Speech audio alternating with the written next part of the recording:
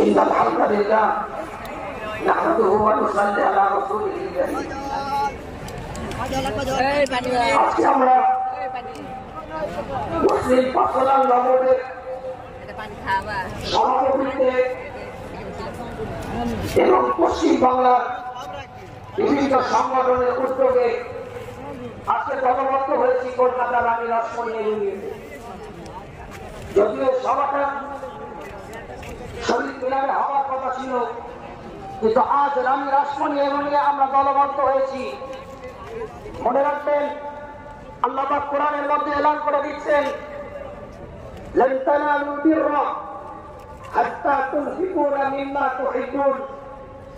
আল্লাহ কোরআনের মধ্যে জানিয়ে দিচ্ছেন, ততক্ষণ পর্যন্ত তোমরা আল্লাহর কাছে প্রিয় হতে পারবে না, ততক্ষণ পর্যন্ত তোমরা কল্যাণ করতে পারবে না নিজেদের, যতক্ষণ পর্যন্ত তোমাদের ভালোবাসার সম্পদ থেকে আল্লাহর রাস্তায় কিছু না ব্যয় করছো, ততক্ষণ পর্যন্ত তোমরা আল্লাহর দরবারে কল্যাণ হতে পারবে না, আল্লাহর দরবারে উত্তম হতে পারবে না।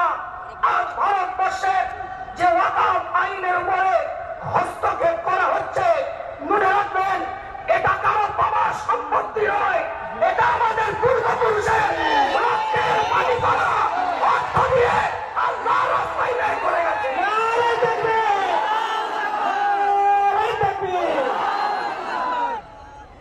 আল্লাহ নবী আল্লাহ রসুলের যুগে একজন সাহাবা এসে সরকারে কায়নাতের দরবারে, মদিনাতুল আলের দরবারে, ইমামুল মুরসালিনের দরবারে এসে বলছে, হুজুর, আমার 7টা বাগান আছে, 600 খেজুরের গাছ আছে।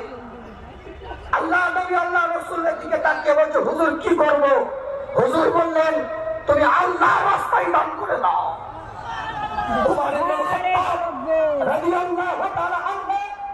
তিনি হুজুরের দরবারে এসে, সরকারে কায়নাতের দরবারে এসে, মদিনাতুল আলের দরবারে এসে বলছে, হুজুর, আমি খাইবারের বুকে একটা সম্পদ পেয়েছি, সেই সম্পদটা কি করব? বর্তমানে যেটা সৌদি আরবের মধ্যে অবস্থিত খাইবার, এই খাইবারের বুকে একটা সম্পদ পেয়েছি, ওটা কি করব? আল্লাহ নবী আল্লাহ রসুল বললেন, তুমি আল্লাহর রাস্তায় দান করে দাও। এটা আজ থেকে নয়, আল্লাহর রাস্তায় কোন জিনিসকে পার্মানেন্ট ভাবে ব্যয় করার নাম ওয়াকফ লিল্লাহ। আজকে আমাদের পূর্বপুরুষ আমাদের এই সম্পদগুলোকে দিয়ে গিয়েছিলেন মসজিদের জন্য, মাদ্রাসার জন্য, মক্তবের জন্য, আপনার কিছু জনহিত কাজ করার জন্য। একটা যে রিলিজিয়াস পারপাস আর একটা হচ্ছে সোশ্যাল কাজ, এই দুটো কাজে এই সম্পদের আয়টা ব্যয় হবে।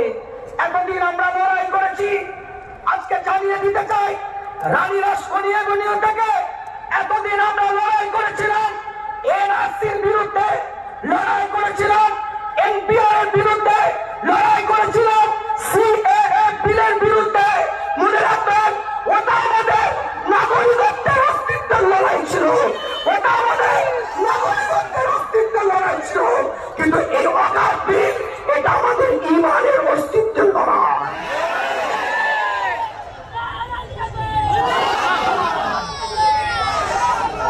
এই ঈমানের অস্তিত্বের লড়াই আমাদের আগে আসতে হবে। মনে রাখবেন, ছোট্ট করে কথাটা বলি, বিস্তারিত ব্যাখ্যায় আপনাদেরকে বক্তব্য দিয়ে আমি কষ্ট দেব না। বিভিন্ন জায়গা থেকে মানুষ এসেছেন। আপনারা ভারতবর্ষ 1913 খ্রিস্টাব্দে স্বাধীনতার পূর্বে ওয়াকফের উপরে ব্রিটিশ পিরিয়ডে একটা বিল আনা হয়। পরবর্তীতে 1923 সালে সেটাকে সংশোধন করা হয়।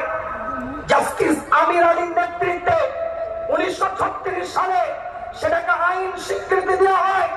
স্বাধীনতার পরে 1954 খ্রিস্টাব্দে নতুন করে আবার ওয়াকফের সংশোধনীয় বিল নিয়ে আসা হয় এবং শেষবার 1995 সালে শেষ আপনার সংশোধন করে ওয়াকফ বিল আনা হয়।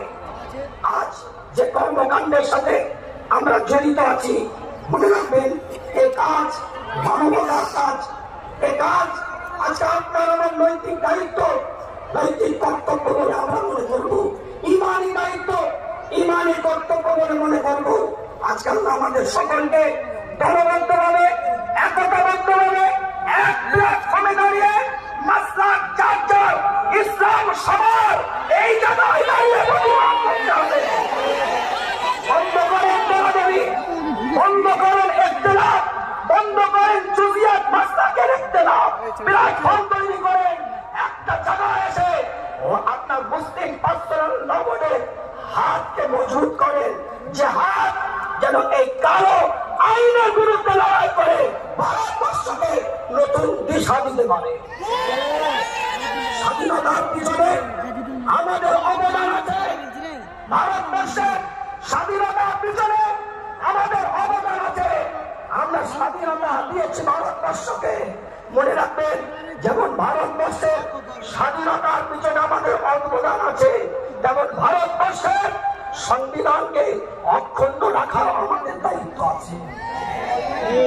শেষ কথা বলে দিয়ে যায়, যেমন অকাপ সংসদীয় বিলের বিরুদ্ধে আমাদের কথা বলতে হবে, ঠিক তেমন ভাবে রাজ্যের বুকে যে সমস্ত অকাপ সম্পত্তি ব্যাড ইউটিলাইজ হচ্ছে, খারাপ ভাবে ব্যবহার হচ্ছে, যে পারপাসে ব্যবহার করা দরকার সেই পারপাসে ব্যবহার না হয় হস্তক্ষেপ করে ক্ষমতার পাওয়ার দেখিয়ে নোংরামি করছে, তাদেরও আমাদের বিরোধিতা করতে হবে। রাজি আছে? রাজি আছে?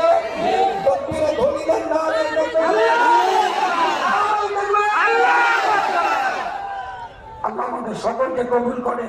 মঞ্চে উপস্থিত জামিয়াতে উলামা বাংলা বর্তমান সভাপতি আমার পীর আল্লামা মুফতি ইব্রাহিম সিদ্দিক ভাইজান আছেন, আমার কামরুজ্জামান ভাইয়ের দায়িত্ব নির্দেশনায় সুন্দর প্রোগ্রাম হয়েছে, বিভিন্ন সংগঠনে সহযোগিতায় হয়েছে, সকলে দলবদ্ধভাবে যখনই ডাক দিবে এক প্ল্যাটফর্মে দাঁড়িয়ে আসার চেষ্টা করেন। ওয়া আখির দাওয়ানা আলহামদুলিল্লাহি রাব্বিল আলামিন।